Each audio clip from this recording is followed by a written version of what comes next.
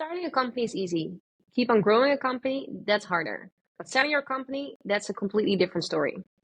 In the Big Exit show that I host together with Johan van Meel from Peak, and my name is Anke from MP Hard Ventures, we lift the curtains of successful founders who exited their companies. And today we have in the hot seat Gerrit Brouwer. Gerrit Brouwer is an accomplished tech leader with a professional background in banking, in tech sales. And in the last 12 years, he spent his time building and leading tech companies. He wrote a personal book, When the Rope Snaps, about his journey. And not too long ago, he sold his company. So that's why we're here today, to dive into the story behind his big exit. So welcome to the show, Gerrit. Thank you so much, Anke and Johan, for having me this morning in the show. Looking forward to our conversation. Yeah, when we started digging into your life, we saw that your life didn't start in tech at all. You started as in the corps marinier, a completely different industry, and then via banking, you got into tech. Can you take us through your journey and how this started? Absolutely. Well, I'm from my origin, I'm Frisian. I was born and raised in Bolsward, and as a small boy, I always dreamt of being part of the Royal Marines.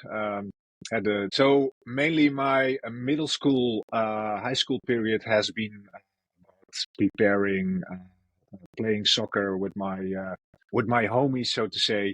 And on the other hand, making sure I was physically well prepared for the tests for the Royal Marines. So when I was still 17 years old, I was still committed and very focused to make that happen. So I successfully completed the officers' selection tests. I was able to join the training program, which is basically you start at the military academy in Den Helder, where I also met some people that Johan knows of. And basically that was a fantastic period where you are being inducted, introduced to the military system. All the time I kept smiling. I was really that tired, and that moment was for me a transformation, like, hell yes, I'm going to complete this training. But it was also for me a mirror, like, hey, if this doesn't fit in the culture, I'm not the right guy to take this further into action. So I completed the training, and you start off with a group of 30, 35 people, some of them with definite contracts, and I had an indefinite contracts. But at some point after completing the training and the commando training course and stuff like that, I had something like, I gotta go. I'm out. Yeah. And all the people had something like, what the hell are you doing? Because you just finished training and you've grown as a leader. Everybody was happy. And of course, there's still sufficient things to learn. However, I didn't feel I was at the right place. So that was quite transformational, that little sanction from our sergeant major, but it made me realize, like, hey, I'm more a free spirit. I'm going to take on studies in business administration in Rotterdam, and took my journey up from there. And yeah, mainly being very grateful about all the lessons that I still able to apply in my daily life where I am today. And what was the reason that then you did your studies, then you did some investment banking? What was the reason for you at that time to start your own company? Yeah, good question. Basically had in my after my Shell period working with Rabobank, I was able to work with a lot of online entrepreneurs. Basically, the bank, Rabobank, where I was working with, was able to give me a lot of freedom in my work. So I was able to build up my own client portfolio. So I got the opportunity to pioneer. and that gave me the opportunity to meet a lot of different entrepreneurs in the online and media space, to work with them to complete their finance requests in a rather traditional setting. And at some point, making the jump also to mergers and acquisitions within Rabobank, previously called Rabo Securities. I was able to work a lot on M&A deals, where I was able to build up the same relationship with those entrepreneurs. Obviously, I had them in my portfolio before, so they gave me a call like, oh shit, we want to do an acquisition, or we want to prepare for an IPO. That made me kind of like the spider in the web within the bank, that I had something like, wow, imagine what it would be like if I would be on the other side of the table. So to me, it was essential to gain the experience, to do deals, a lot of deals, to learn from my experienced colleagues, big time. But on the other side, I really felt the need to change from the seat and do a traditional Dutch style stoelendans, and become an entrepreneur. That didn't happen overnight. The restructuring. I'm up for building something new, where I was walking around already with the idea of creating something based on the military handbook. Because the military system, if you talk about the venture we started off with Appical, is heavily structured in terms of training. It's impactful, it's effective, and people still remember it even 50, 60 years after training, what has been taught.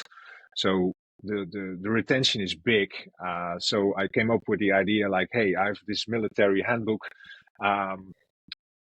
What if we make an application, a mobile application out of that? And in the meantime, I had the experience working with game companies, also exploring the possibilities in online gaming. So I had something like, wow, what if we can create a PowerPoint deck, interactive, with some questions on the iPad?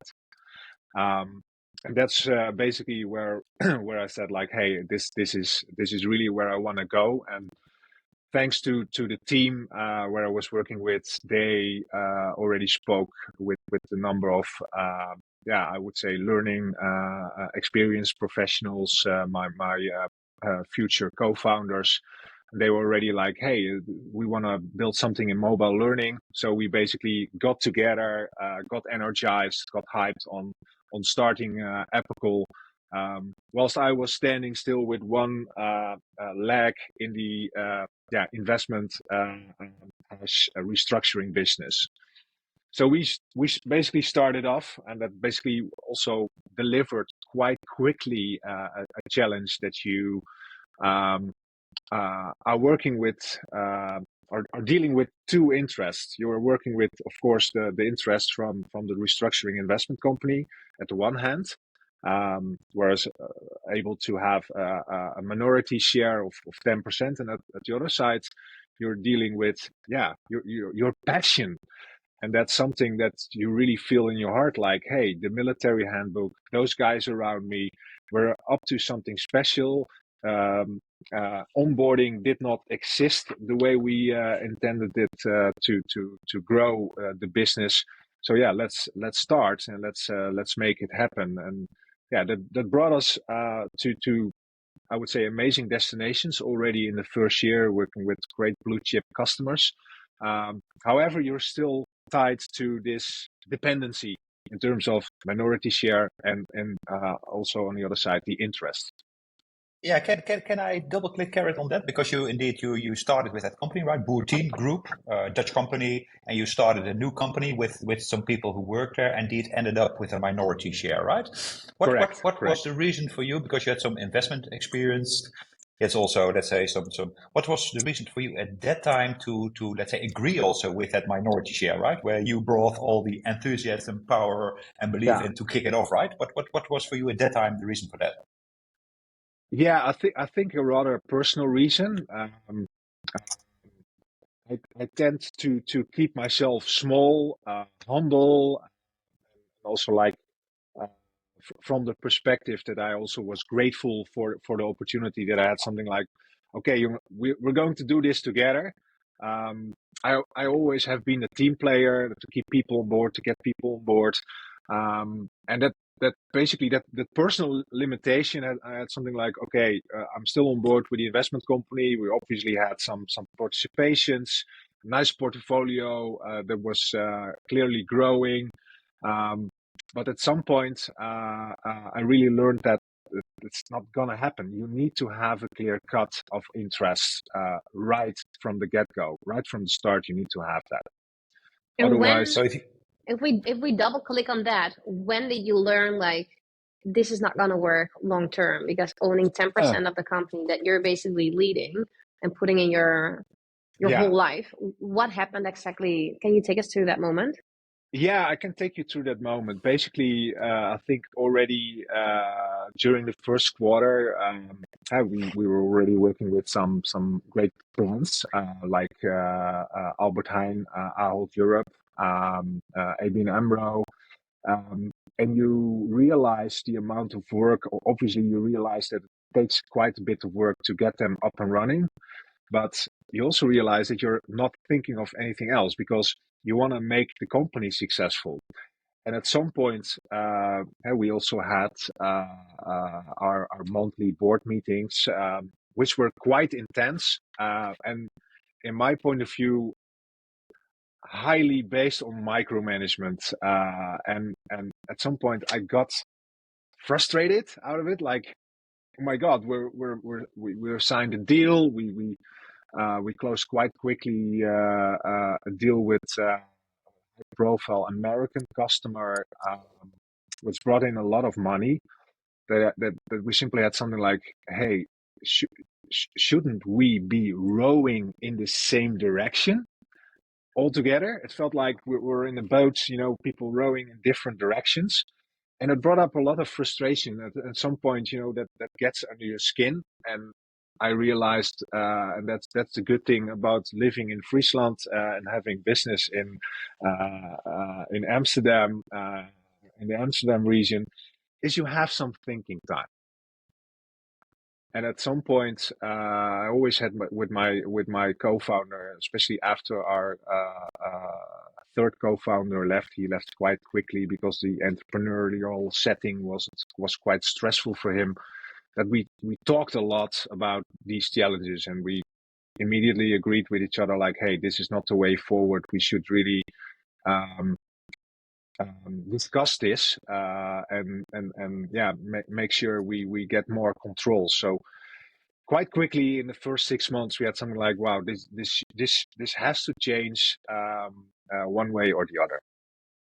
Yeah, and then you arranged a loan, right, from an external party. I think convertible loan. You bought back the shares from the existing shareholders, and then you. Correct. I think you owned roughly 100%, right, together with your co-founder of the company. Yeah, correct. At that time, how did you? Because this was a spin out of an existing company, right? How did you? And perhaps briefly, you can explain briefly. But how do you convince your, let's say, existing shareholders? How did you convince your existing shareholders to sell your shares to you for probably a rather low amount, right, of a fast-growing company? Yes and no. I think going back to the amounts, we were already able to give them a good return, a good premium. Okay. So we took care of that. No discount. A gentleman's deal. So for the 1 year of putting their money on the table, so to say, they got a solid return. However, we convinced them, and that was quite a nasty procedure because the situation has been that you start off rather befriended, and then because of those two interests, entrepreneurial and an investor perspective, the relationship got really frustrated. So my co-founder and myself at that time, really were in this pressure cooker of stress. Like we need to make it happen.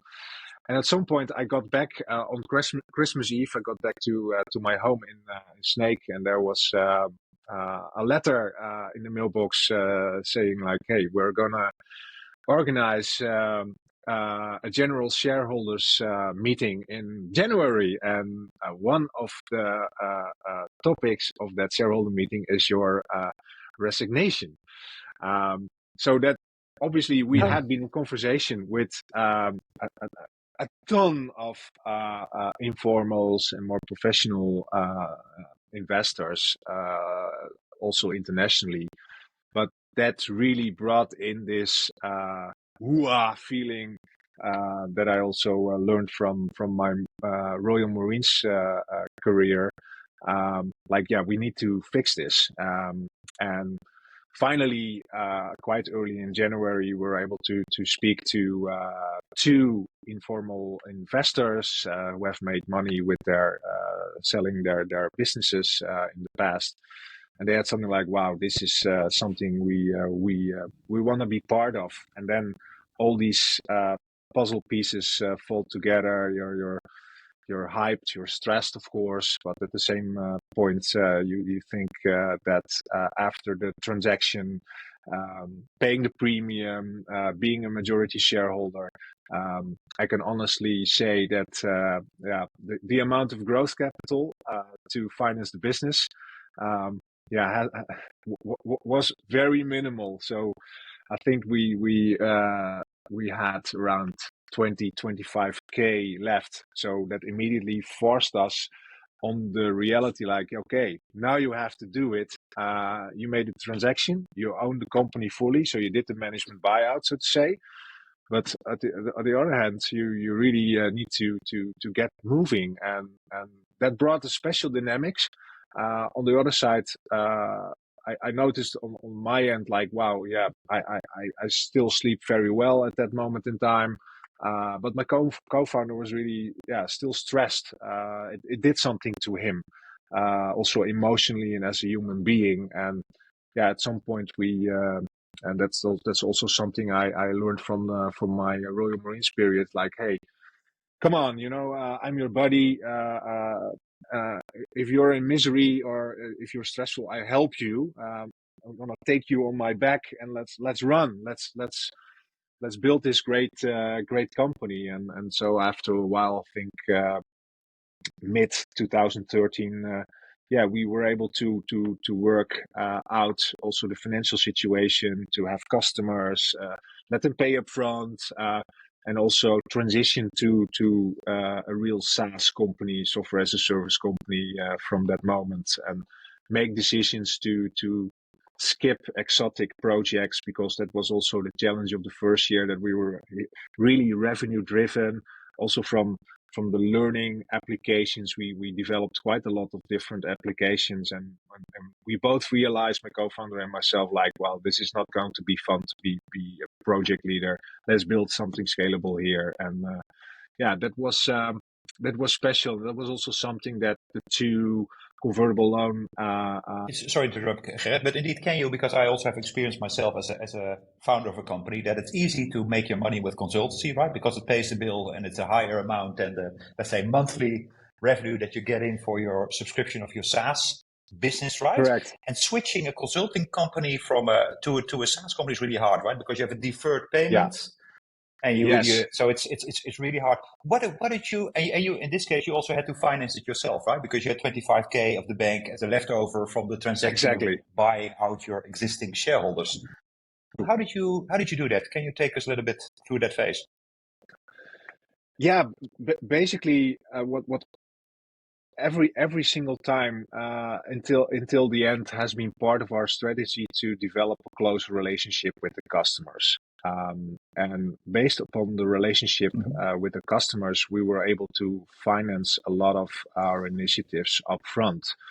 And indeed, if you have a SaaS company, you can definitely say, like, okay, you can pay our invoice on a monthly basis, like drive the MRR.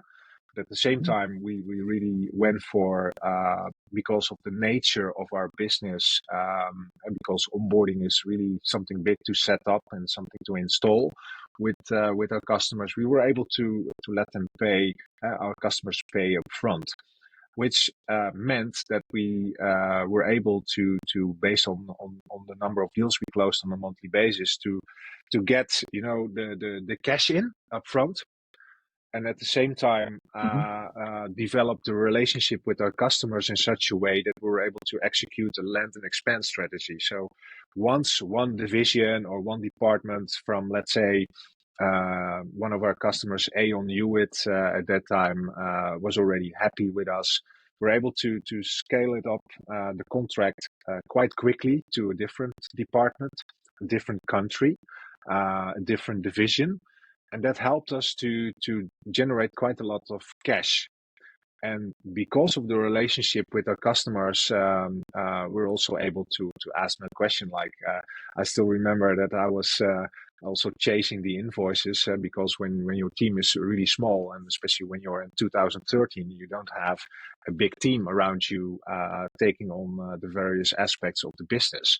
So I really was calling the financial departments from our customers, and that's something I still have to smile of, and that I was not Gerrit. I wasn't Gerrit Brouwer, but I was Hank Spilman, a very, Use a nickname. book nickname, a bookkeeper guy, with a pen in his pocket here, and I was calling those financial departments and also building up a relationship with them. Like, hey, can you get us on the roll for this Thursday, and what can we do to make that happen? And at that point, it was a bit of creative 2.0. These things, fall together. The puzzle pieces fell together in terms of making sure the cash flow was in order. Because of my working past, I put in a lot of savings in the company, and we really believed in it. Like, hey, this is going to happen. And the same structure was applied with one of our collateral loan of a convertible loan providers. A great informal investor, a special human being, especially after one of the other loan providers had something like, after a year, like, this is not my business, HR, and I'm not so soft. I really prefer marketing, tech, and other technology. So we also had to make sure he got his loan paid back within a year. But with the other informal investor, we started to develop a very special relationship, and he was also able, like, okay, what is the gap in terms of the cash? Meanwhile, we were building the product. So he and I, and together also with our co-founder, we were able to make it happen thanks to the relationship we have developed with our customers. So the point I'm trying to make is, of course, customer intimacy is very important for any SaaS company, for any company, which business there is. However, go for customer intimacy 2.0. Also learn all the supportive departments around you. Not just go for, the DMU, the decision-making unit. Of course, that's important. You need to get the deal. You need to get the money in, but also understand like how the processes work within your customers. Because if you hear about that's something I really like. You have camels and you have unicorns. The camel approach is more about, being very strict on your cash, making things happen, limit your burn rate. So if you want to go for that direction and you want to keep controls even more going forward, less dependency, then customer intimacy 2.0, being that bookkeeper guy, understanding what's going on. I'm not saying that every founder has to create a nickname. However, get creative. There's a lot of stuff going. If you know people, if you know what they're about, you can ask them the question and ask them the question. Maybe to that point about like knowing your customer, like you've been growing very fast. I guess now the product is live in over 140 countries. At some point, you decided to go abroad, over the pond, and launch in the US, where you've got different types of customers, different culture. I think you sent one of your colleagues to open up shop. how did you decide when it was ready to really expand the business? Yeah, actually, already in the first year, that we noticed in 2012, so 12 years back, that the product was highly relevant for companies with a high intake of new hires. And thanks to a friend of mine living in Silicon Valley, um, uh, he has been working with the first team within Facebook. I was simply testing the water with him over a Zoom call at that time. A conference call by video where I showed him the demo, the very base demo we created for Albert Heijn. And he immediately had something like, wow, this is something really special. Because it was that simple, people understood it quickly. So we tested it back in 2012. And of course, my co-founder and I had something like, okay, let's go there. Let's go to San Francisco. We prepared the presentation, we prepared the product, and we eventually closed the biggest deal in our first year with them. However, in 2013, we noticed like having a customer in a time zone difference of 9 hours and leading a small team isn't that good. It was still intensive, and our product was scalable as a bitch, so to say. It wasn't scalable at all. So there's still a lot of tweaking and manual work behind it that was required. So going forward to the expansion, international expansion, also to the US, we really had to go through a number of phases to really claim that international position. And the moment we realized that was possible is that at some point our blue chip customers with presence in different countries asked us the question like, hey, we want to roll this out further in Europe. We want to test drive this in the US. Companies like ASML, for instance, they're also really big in terms of presence and in development in the United States. And that way, it allowed us to piggyback right on the back of our customers to go international, and not just like, bam, we have an office and big parties in the States. No, let's piggyback right and collaborate with our customers. And that's also taps into customer intimacy 2.0, that they are really able to help you grow also internationally. And once you have 50, 60, 70 customers around 2015, so 3 years, being 3 years in business, you can easily create 100, 125 customers out of that. Different divisions, different sponsors from the same company. So you grow your company more in a structured way. It's more easy than just to shoot with Hegel and being the John Wayne, like, hey, we're here and let's open the saloon, cowboy. Yeah, great learning. And when did, indeed. Hey, and when did you, because you bought back the shares at that time, then you expanded, you went to the US, got customer on board, that land and expand strategy worked really well. At what time did you, let's say, decide, and not at what time, but what was the reason to raise extra funding, right? Because you raised also an extra round, I think, after this, which you mentioned. Yeah. So basically the period until 2016 has been really about survival, growing, customer intimacy 2.0, here and there, some personal investment in the company, also as a founder. And on the other hand, work closely together with our informal investor, who was able to get his savings in the business. But at some point, we realized that, especially we're able to expand our product portfolio towards pre-boarding, more functional onboarding. We really saw this employee journey, which starts obviously at the first day in the office, that basically triggered the onboarding. That we said like, hey, the business case is stronger if we expand our product portfolio towards pre-boarding. So basically, when people are not on your payroll, then when they already start to learn about the company, get trained before day one, you can reach farther of quicker the level of productivity. And that business case catapultized our growth quite quickly. That we had something like, oh shoot, this is going to be big, and let's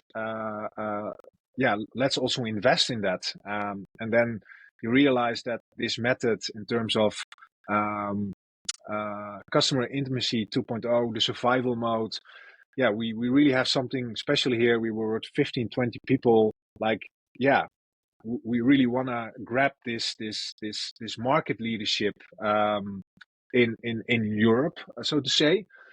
Then something needs to change. You need to invest in professionalism. You need to grow the team. You need to prepare for that, and that's why we spoke to quite a number of investors in 2015.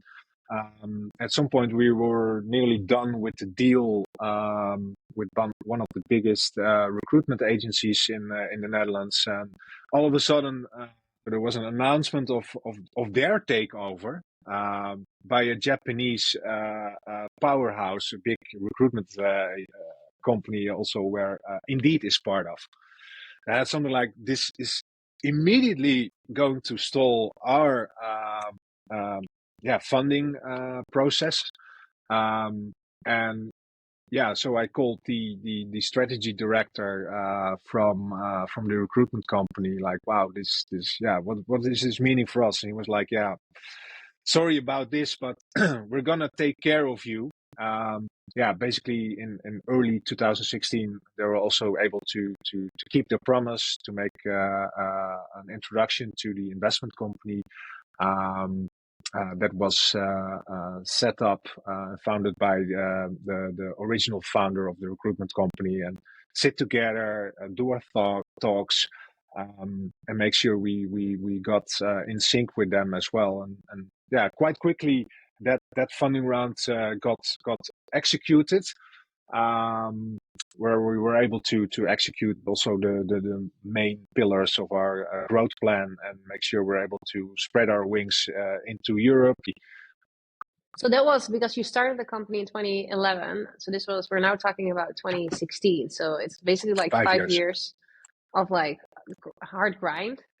And then you got bigger money in to like make that acceleration. And I do want to get to the exit. What were the key highlights until that moment came? You mean of my exit, right? Yeah, your exit. Yeah. Well, obviously, I was having a conversation with our with one of my Appical colleagues at that time yesterday about it. Basically,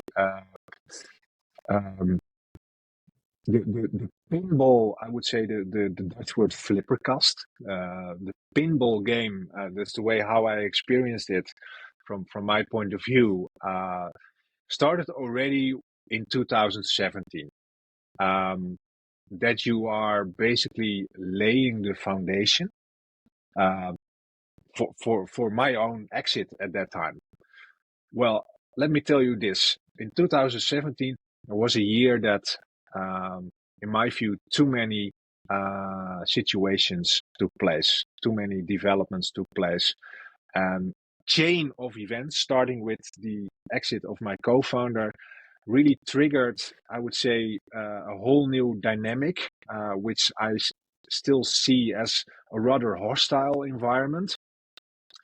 Once we also made a number of acquisitions, integrations of other companies in Appical, I was really struggling with getting the culture in the right way. It was basically one of my colleagues mentioned it, a Game of Thrones situation, that I was a lot of times politically involved, a lot of discussions that took a lot of energy, and that you feel like... For my understanding, how big was the company during that time?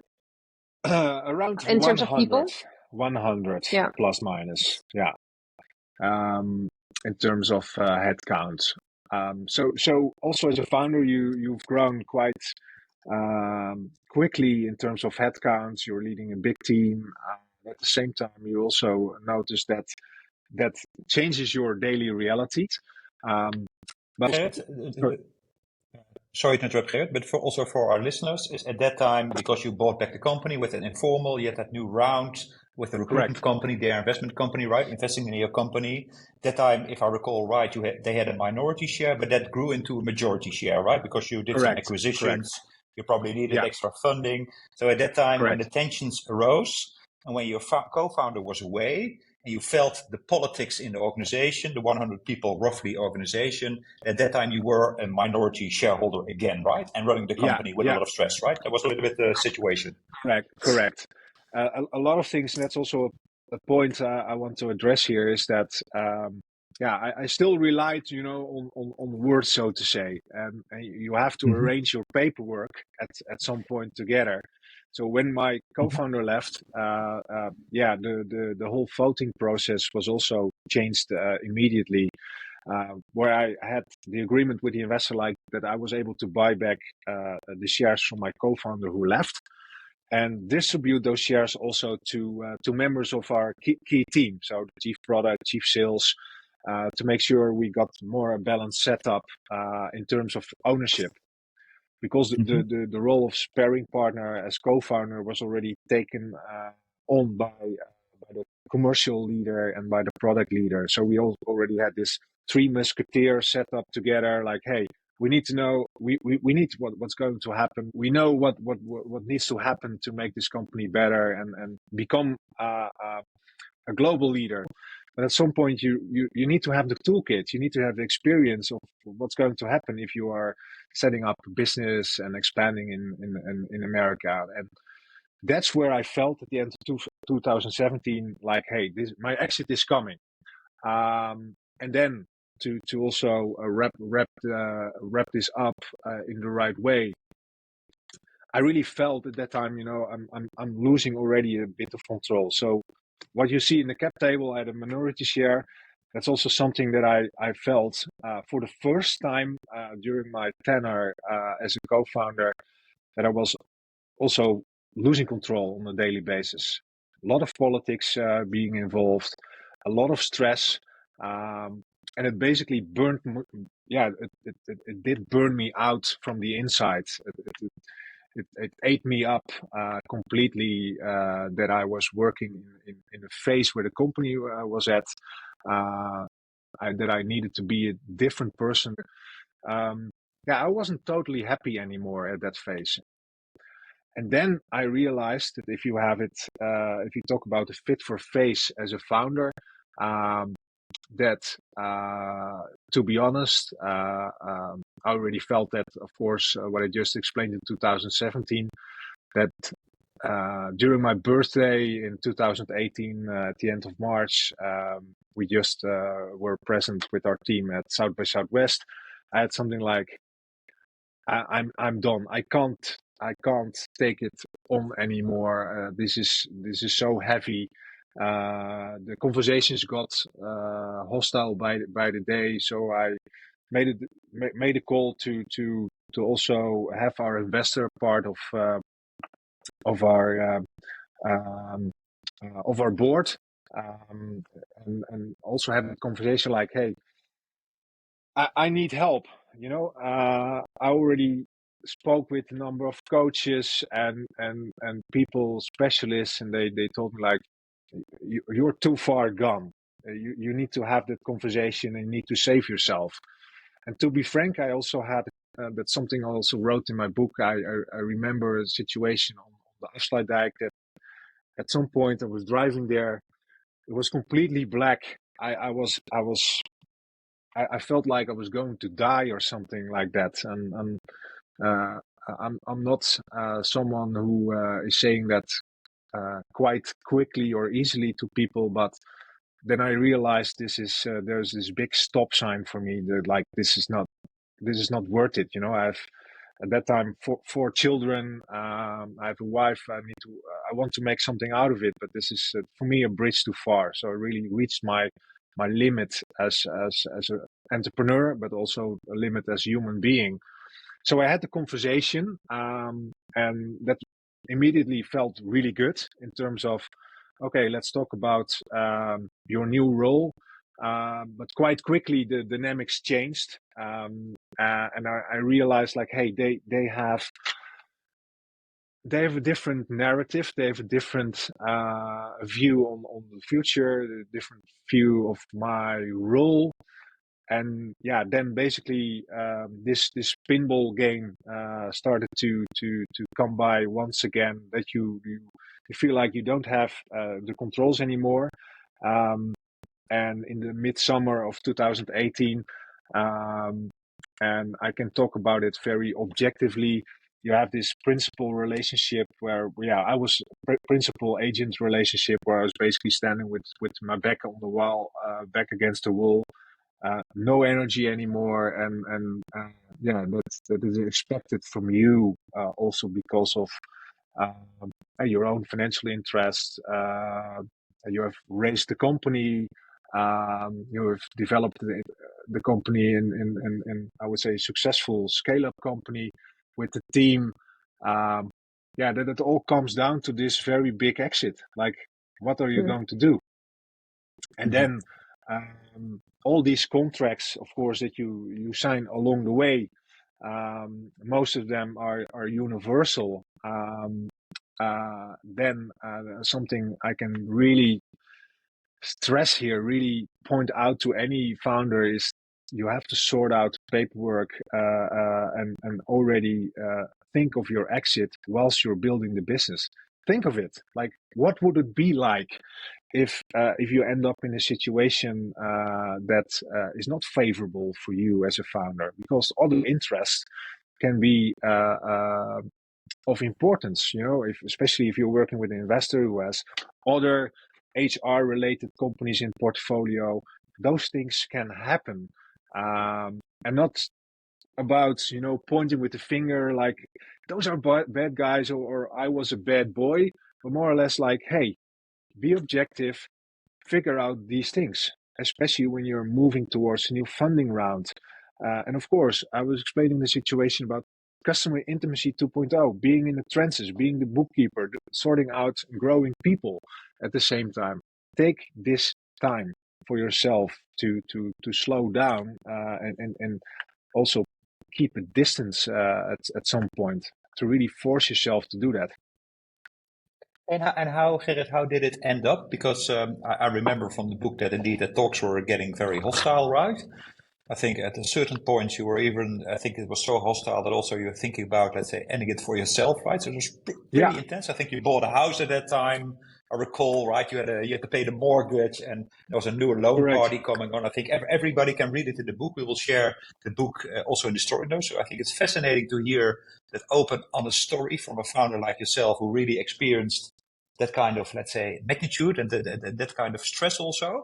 How did it end up for you also? Because at a certain point, the company was sold, right? I mean, this is the big exit show, but how was indeed, let's say, the exit for you personally? How was it? How did it end for you personally? Yeah, it was an exit. Of course, I'm here in a big exit show today, but it was an exit from hell, so to say. It was a very short, intense legal fight, and also during the legal and this whole lawyer process, I fortunately made the decision to simply say, like, okay, I'm gonna take it. I'm gonna move on with my life. I made the decision to not push any longer and be part of this whole legal dogfight, so to say. And that meant that I had to swallow, of course, the consequences financially. That meant that I had to give away, so to say, that's how it felt at that time, give away your child. And then I had to step over a few personal boundaries that my system said, yeah, what the hell are you doing? But thankfully, if I make this call to finish this deal, so to say, there's light for me at the end of the tunnel. This is for me a major learning experience, and to some extent, I accepted that. And basically, if you talk about the aftermath of the exit, it took me a year or so to really put things in perspective. And the decision I made, even though the exit process hasn't been favorable at all to me as a founder, was that I kept distance directly after the exit, and I allowed myself to feel things, because I was in those years, building and growing a company. It was all about growing the company, and I was a bit less sensitive to what I was feeling as a founder, as a human being myself, and that process was able to capture also for my own transformation and to come back stronger, as some people say in Formula One when they crash their car. It felt to me also as a big car crash. However, with the being rich of the experience as a human and as a founder, that's something that's not totally expressible in terms of money. You can't put an X million tag on it. Whilst I understand, I missed a lot of money there that had made me independent. But I'm not angry about it, because I'm now living the life that I want to live. I'm now doing the things that I wanted to do. And one of the things that I wanted to do after a big exit with Appical was writing a book and to give back. So at some point within a year, I realized I can still do that. It seems like a very intense period, like a year of recovery, but also that you chose to save yourself almost, instead of like giving it all again back to the situation that you wanted to run away from, if I can express that correctly. Definitely, it was definitely being in the cold, butt naked, running through a freezing countryside experience. Confrontational, but at the same time, I am picking the fruits of it as well. So it feels like, this is a gift.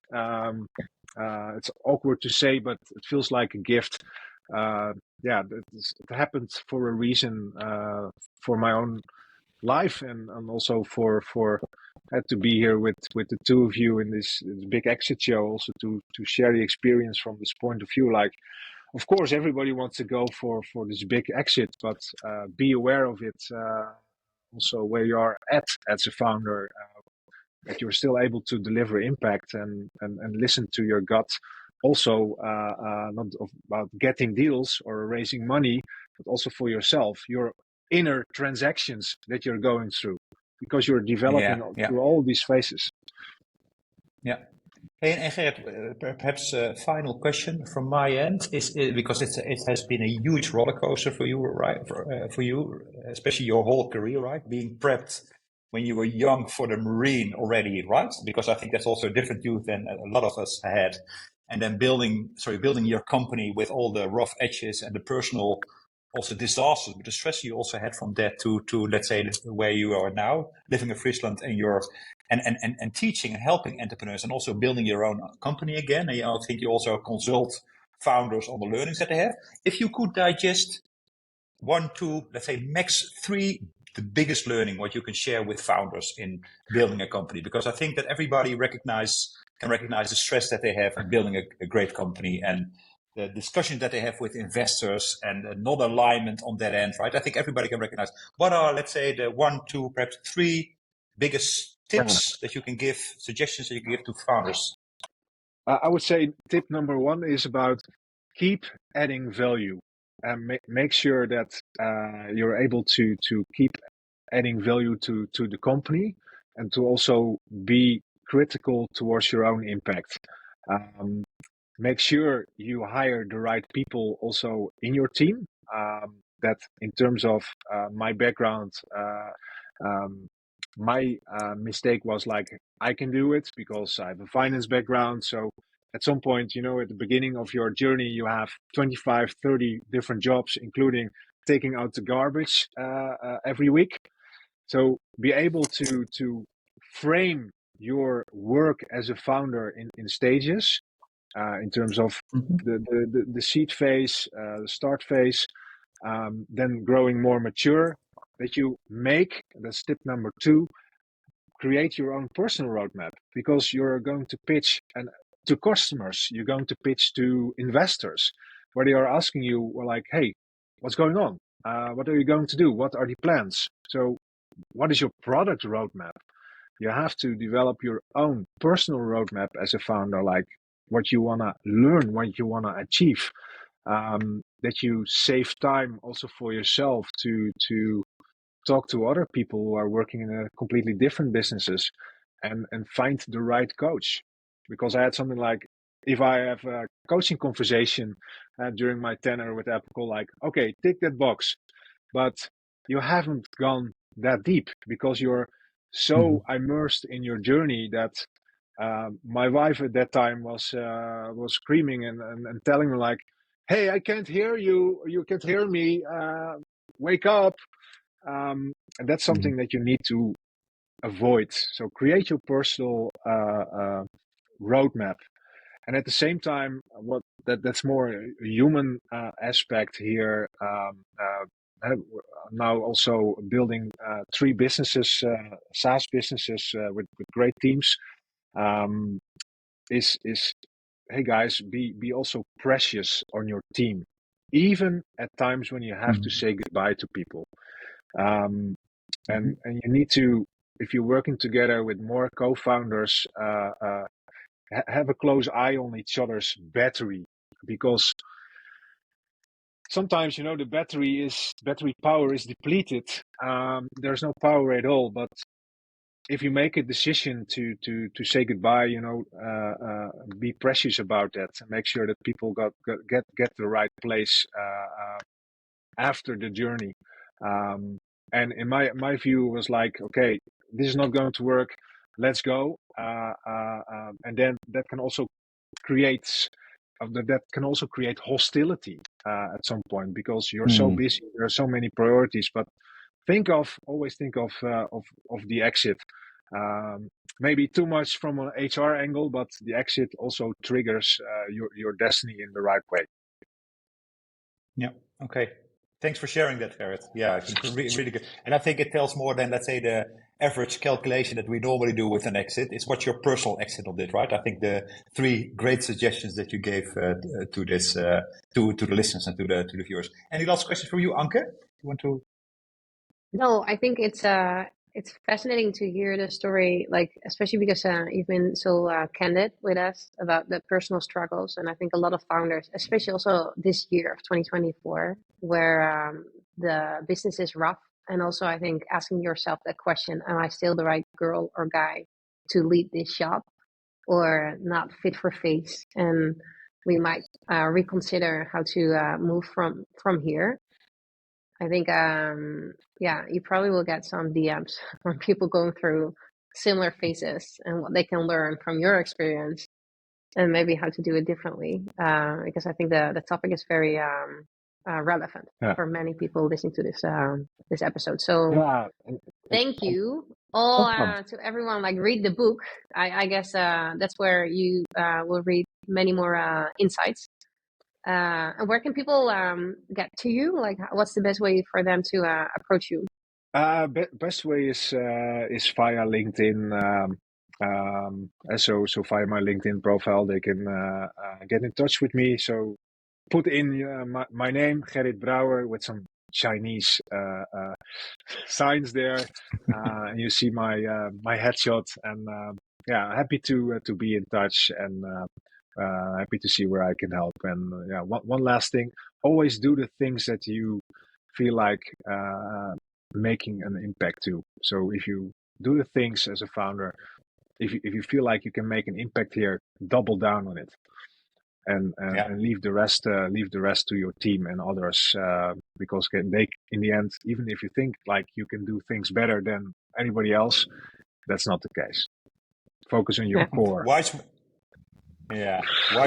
Gerrit. Wise words. Thanks again for being on the show and sharing your open and honest story. Right, really great. Thanks a lot, Gerrit. You too. Bye bye. You too. Bye. Thank you so much for listening to this episode of The Big Exit Show. We hope you enjoyed today. If so, please subscribe to our show on Spotify or your favorite podcast platform. If you have feedback or suggestions for guests that you want to see on the show, please send us a message to podcast@peak.capital. Thanks again for listening and hope you join us for the next episode.